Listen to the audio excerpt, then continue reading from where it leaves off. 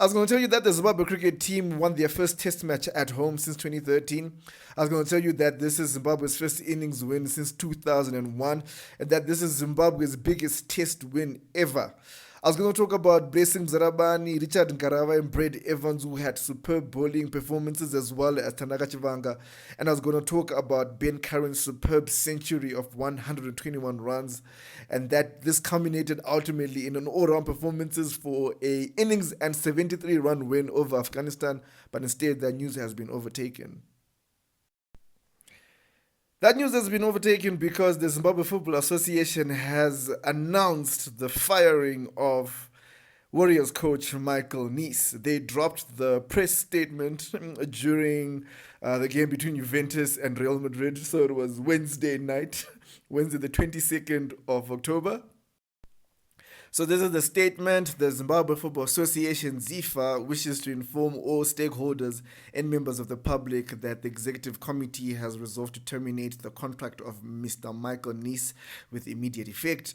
The association takes this opportunity to sincerely thank Mr. Nees for his efforts and contributions to Zimbabwe football during his tenure.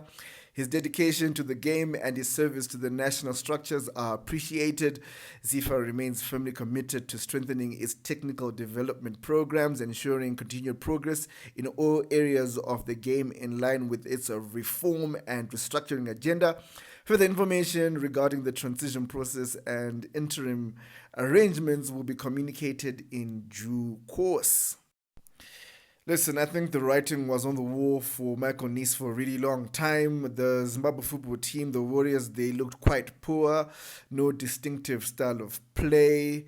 There wasn't a clear identity. I didn't really understand what we were trying to do. And the performances reflected that. So I'm not surprised that he's been let go. In fact, I didn't think that ZIFA would have the guts to do it less than 2 months away from the Africa Cup of Nations. So as far as the interim arrangements are concerned, my speculation is the recently appointed Warriors assistant coach, Katano Tembo, is likely going to be the interim head coach. I'm not too enthused by that, if I'm being honest. My opinion is bring Norman Mapeza back. If you're looking for a coach who has done it before, who's got the experience, who will be able to institute a style of play, a progressive style of play quickly, it's him. And he's right in our backyard, and I don't think we have to look any further given the time that we have. I think we apologize to him and give him the job with less than 2 months away from the competition. But I'll keep you updated to who they will appoint as an interim coach.